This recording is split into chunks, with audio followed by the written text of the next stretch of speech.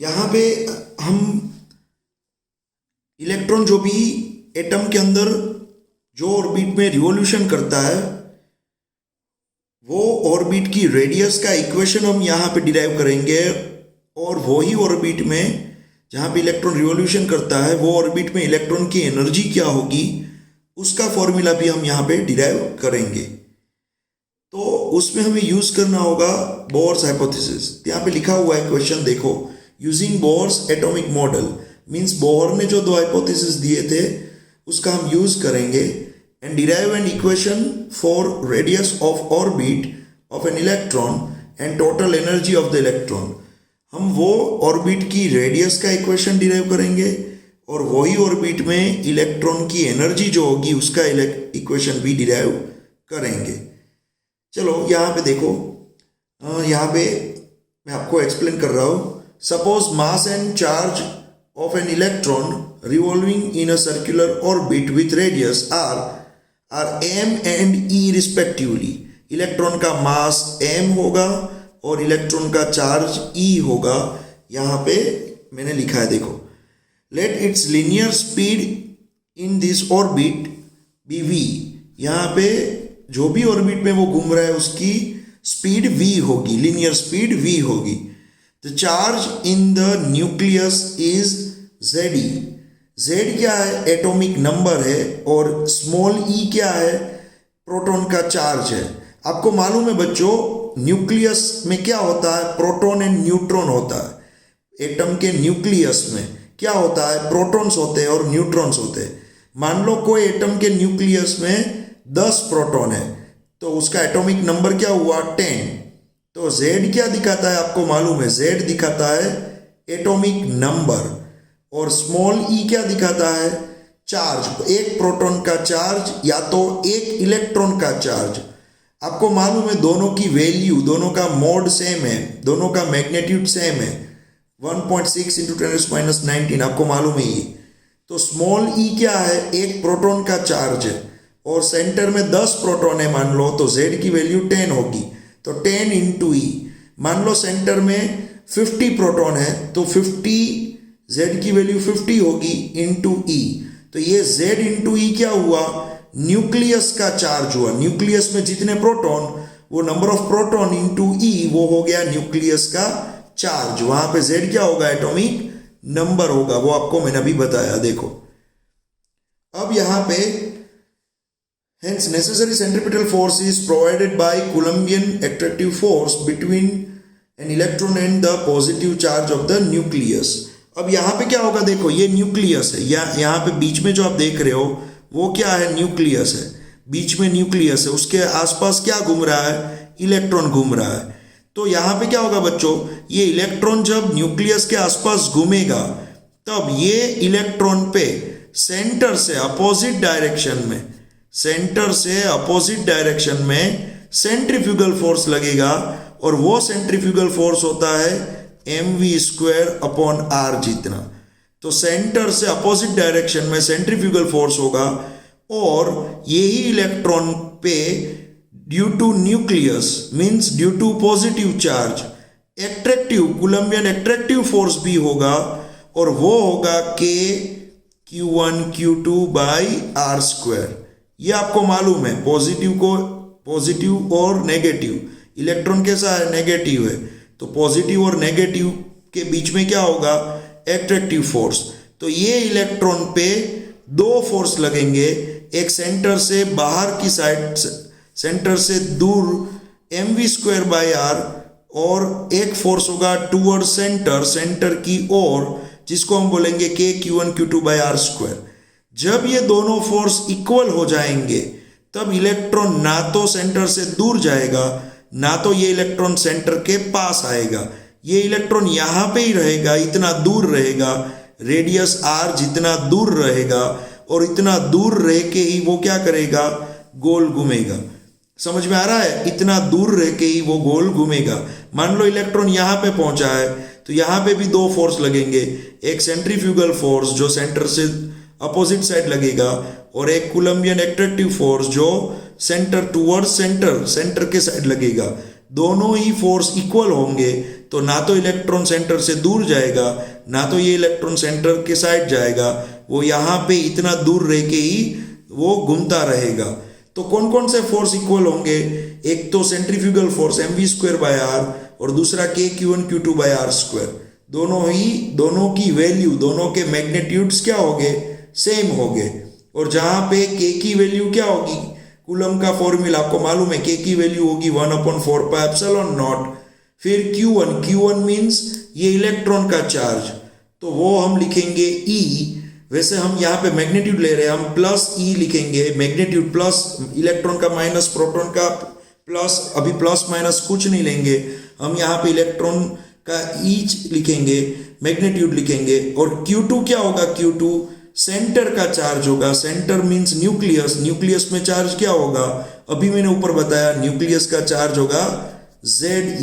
तो ये न्यूक्लियस का चार्ज होगा Ze। तो यहाँ पे Q1 मीन्स इलेक्ट्रॉन का चार्ज, Q2 मीन्स न्यूक्लियस का charge, Q1 means E, nucleus का charge, Q2 means Ze divide by r²। तो ये सेंट्रीफ्यूगल फोर्स और ये कूलम्बियन फोर्स दोनों ही इक्वल हुए। देखो अब यहाँ पे आगे डेरिवेशन होगा। आपको मालूम है according to Bohr's hypothesis, Bohr ने क्या बताया था? इलेक्ट्रॉन कहाँ पे घूमेगा? इलेक्ट्रॉन जहाँ पे उसका एंगुलर मोमेंटम कितना होगा? nh/2π, वहां पे ही इलेक्ट्रॉन घूमेगा, ऐसा बोर ने बताया था। अकॉर्डिंग टू बोर्स हाइपोथेसिस आपको मालूम है बोर ने क्या बताया था? L = nh/2π, यहाँ पे इलेक्ट्रॉन घूमेगा। तो आपको मालूम है L क्या है? L है एंगुलर मोमेंटम। L क्या है? Angular momentum. और आपको मालूम होना चाहिए एंगुलर मोमेंटम का फॉर्मूला क्या होता है? mv/r। जहां पे आपको एक चीज मालूम होनी चाहिए, यहाँ पे v होगा टेंजेंट की डायरेक्शन में, वेलोसिटी जो होगी इलेक्ट्रॉन की वो होगी टेंजेंट की डायरेक्शन में। ये टेंजेंट ड्रॉ किया है, यहाँ पे टच होके एक लाइन जा रही है, ये मैंने टेंजेंट ड्रॉ किया, ये उसकी वेलोसिटी हुई। और उसकी रेडियस, ये रेडियस होगी यहाँ पे इस तरह से। तो v और r दोनों एक दूसरे के परपेंडिकुलर हो गए। तो यहाँ पे एंगुलर मोमेंटम L = क्या होगा? nh/2π, या तो एंगुलर मोमेंटम का दूसरा फॉर्मूला है mv/r, यहाँ पे लिखा है mv/r, क्योंकि आपने आगे के स्टैंडर्ड में एंगुलर मोमेंटम का फॉर्मूला आपने देख लिया है। एंगुलर मोमेंटम क्या होता है? याद करो एंगुलर मोमेंटम का फॉर्मूला। एंगुलर मोमेंटम आपने आगे पढ़ा हुआ है। एंगुलर मोमेंटम होता है r×p। r means radius, p means momentum. तो r× यहाँ पे होगा mv, और r और v, r वेक्टर है, v भी वेक्टर है। तो यहाँ पे आप इसको सिंप्लीफाई करोगे तो आपको मिलेगा mv/r sin, और यहाँ पे मैंने बताया v और r क्या है? 90 है। तो यहाँ पे आपको मिलेगा सिर्फ mv/r। तो यहाँ पे एंगुलर मोमेंटम L की जगह पे हम क्या लिख सकते हैं? mv/r। ये आपने आगे के स्टैंडर्ड में देखा हुआ है L का फॉर्मूला।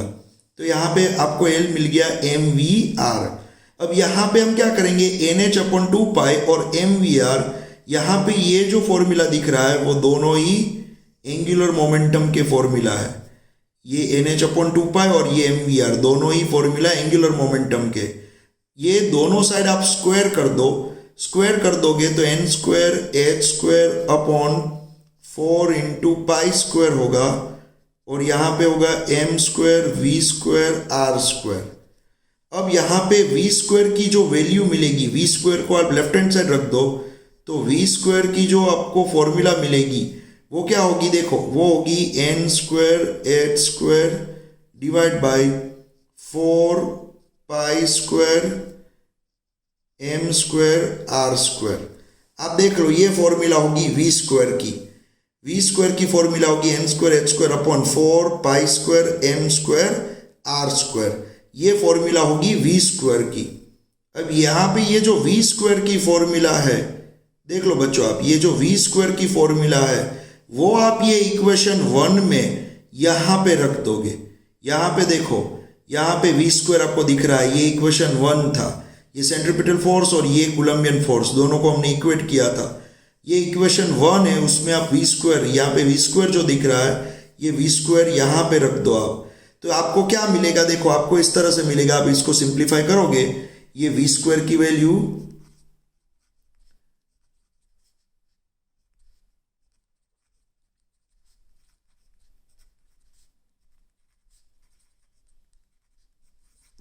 इक्वेशन 1 में हम वी स्क्वायर की वैल्यू रख देंगे, तो यहां पे आपको मिलेगा m अपॉन r, और वी स्क्वायर जो है वो यहां पे मैं लिख रहा हूं n square h square upon 4 pi square m square r square equals to 1 upon 4 pi epsilon not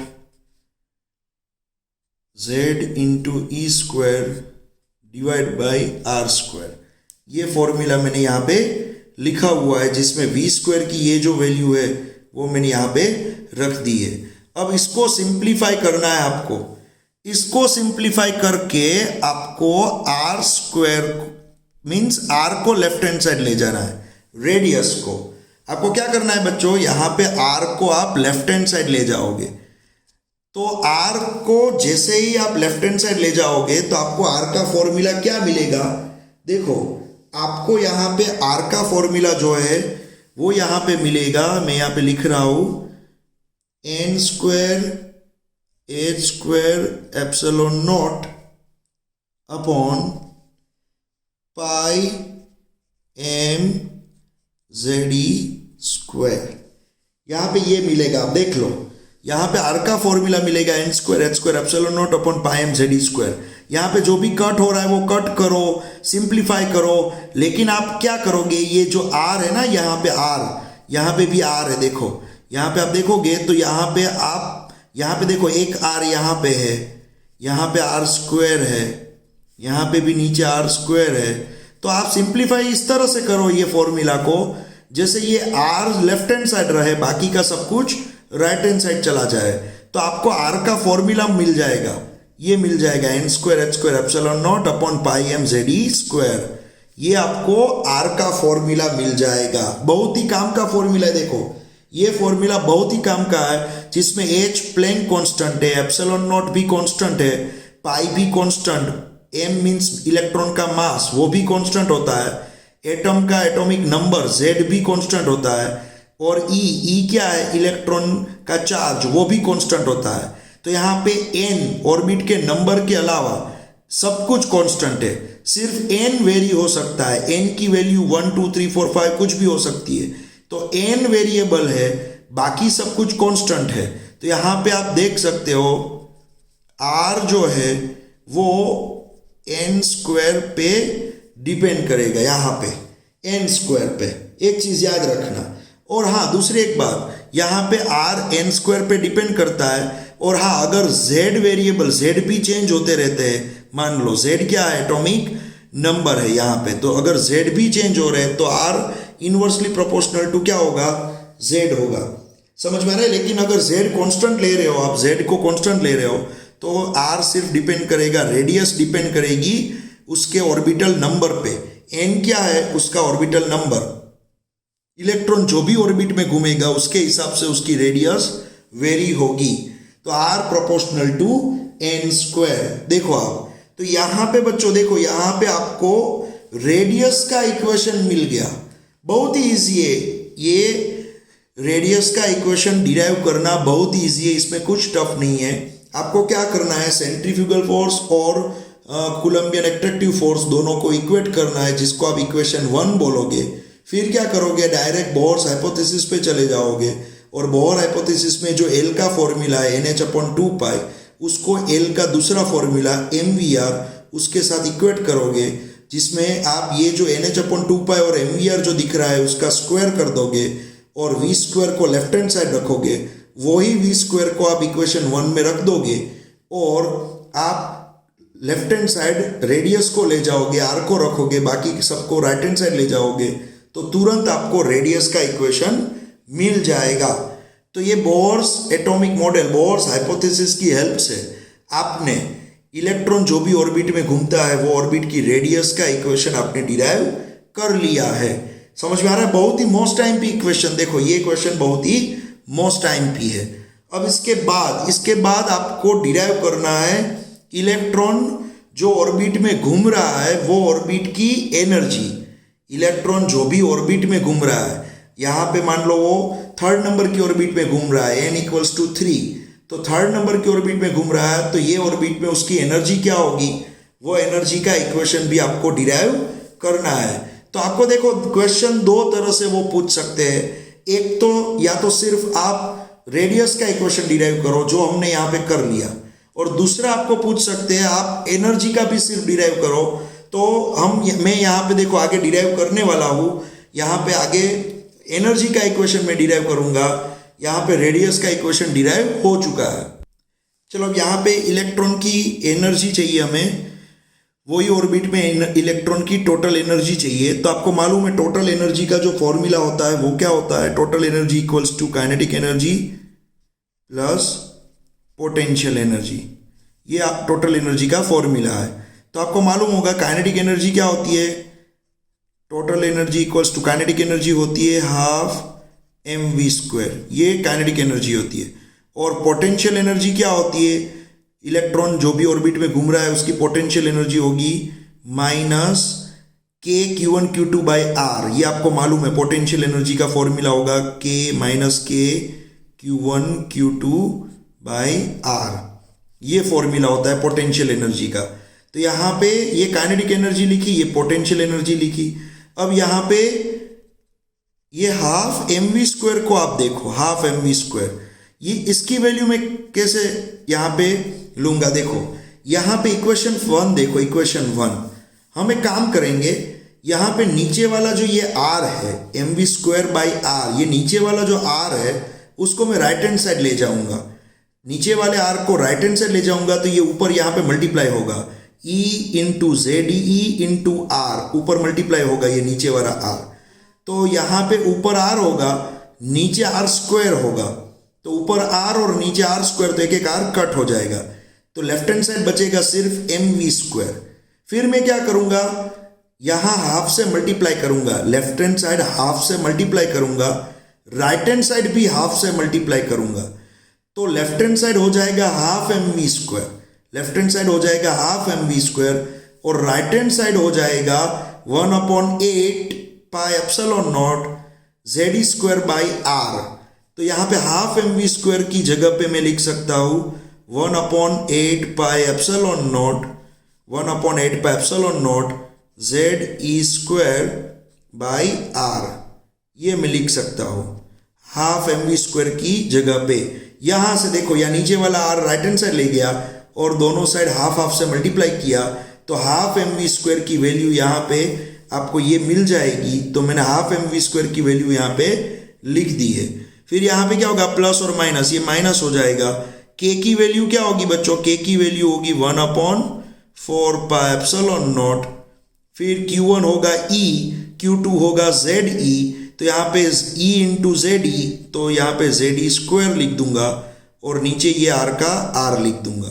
तो इसको आप मल्टीप्लाई इसको सिंप्लीफाई अगर आप करोगे ना बच्चों, इसको सिंप्लीफाई करके देखो, आप इसको सिंप्लीफाई करोगे तो आपको एनर्जी का यहाँ पे जो इक्वेशन मिलेगा वो मिलेगा -1/8 πε0 ZE²/r।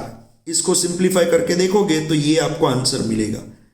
देख लो यहाँ पे आप ये ऊपर वाले स्टेप में से जो कॉमन निकलता है वो कॉमन निकालो और इसको सिंप्लीफाई करो तो आपको मिलेगा E इक्वल्स टू -1/8 πε0 ZE²/r। ये एनर्जी का एक इक्वेशन हुआ, यहाँ पे ये एनर्जी का एक मोस्ट टाइम पी इक्वेशन हुआ। यहाँ पे ये इक्वेशन 1 है, ये इक्वेशन, यहाँ पे इक्वेशन 2 लिख देता हूँ, ये इक्वेशन 3 लिख देता हूँ। ये एक मोस्ट टाइम पी इक्वेशन हुआ एनर्जी का। कौन सी ऑर्बिट में, यहाँ पे देखो, यहाँ पे आप जो भी ऑर्बिट की यहाँ पे बात कर रहे थे वो ऑर्बिट में एनर्जी का ये इक्वेशन हुआ। अब ये रेडियस आर का जो फॉर्मूला है ना, रेडियस आर का फॉर्मूला, वो आप उठा के यहाँ पे रख दोगे। रेडियस आर का फॉर्मूला अगर आप उठा के यहाँ पे रख दोगे तो एनर्जी का आपको दूसरा इक्वेशन भी मिलेगा। देखो यहाँ पे आप क्या करोगे, यहाँ पे आप -1/8 पाई एप्सिलॉन नॉट फिर Z² अपॉन यहाँ पे नीचे जो R है तो ये R का फॉर्मूला यहाँ पे लिखना है आपको, n² h² epsilon nought upon पाई m Z²। ये जो फॉर्मूला है R का, ये नीचे R जो दिख रहा है इक्वेशन 2 में से R का फॉर्मूला यहाँ पे लिखना है यहाँ पे। तो इस तरह का आपको एक इक्वेशन मिलेगा। अब इसको सिंप्लीफाई करोगे तो एनर्जी का आपको दूसरा एक इक्वेशन भी मिलेगा। इसको सिंप्लीफाई करके देखो। अब यहाँ पे सिंप्लीफिकेशन जब करोगे, इसका सिंप्लीफिकेशन जब आप यहाँ पे करोगे तब आपको E का जो फॉर्मूला मिलेगा, E एनर्जी का, टोटल एनर्जी का दूसरा फॉर्मूला वो मिलेगा -mZ² e⁴ upon 8 epsilon not square h² n²। ये फॉर्मूला आपको टोटल एनर्जी क्या मिलेगा। nth ऑर्बिट में जब इलेक्ट्रॉन घूम रहा है और जो एटम का एटॉमिक नंबर Z है और nth ऑर्बिट में इलेक्ट्रॉन घूम रहा है, वो nth ऑर्बिट में जो एनर्जी होगी वो इतनी होगी। यहाँ पे देखो ये माइनस आगे लिखा हुआ है, आपको एनर्जी माइनस में मिलेगी। ये आपको एनर्जी का दूसरा एक इक्वेशन मिला, ये होगा इक्वेशन 4।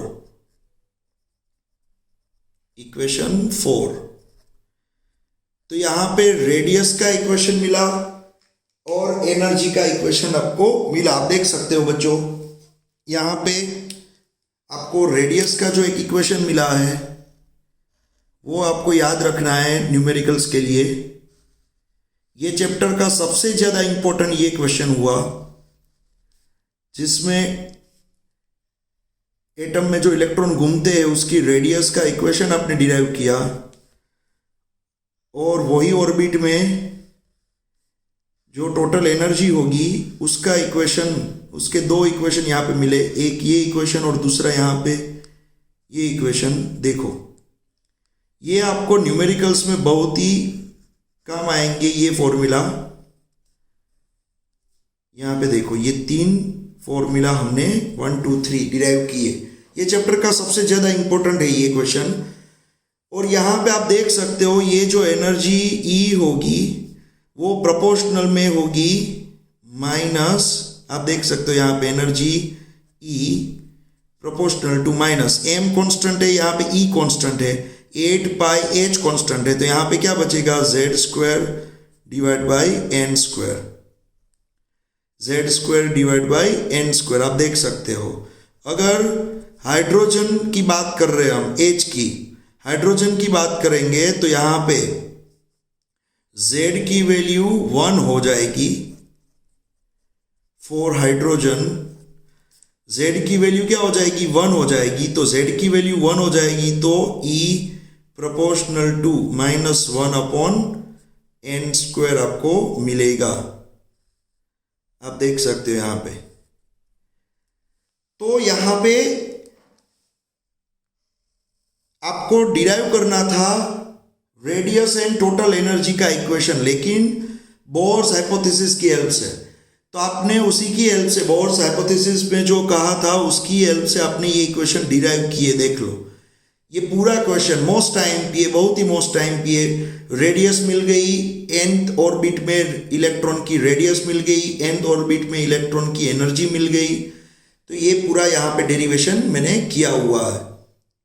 अब इसके बाद नेक्स्ट जो होगा वो एटॉमिक स्पेक्ट्रा के बारे में मैं नेक्स्ट लेक्चर में पढ़ाने वाला हूँ। पहले ये सबसे ज़्यादा इंपॉर्टेंट डेरिवेशन है, आप लर्न कर देना। बहुत ही इजी वे में मैंने ये डिराइव किया हुआ है। चलो नेक्स्ट लेक्चर होगा एटॉमिक स्पेक्ट्रा के बारे में, हाइड्रोजन स्पेक्ट्रा के बारे में, ये आप लर्न कर देना।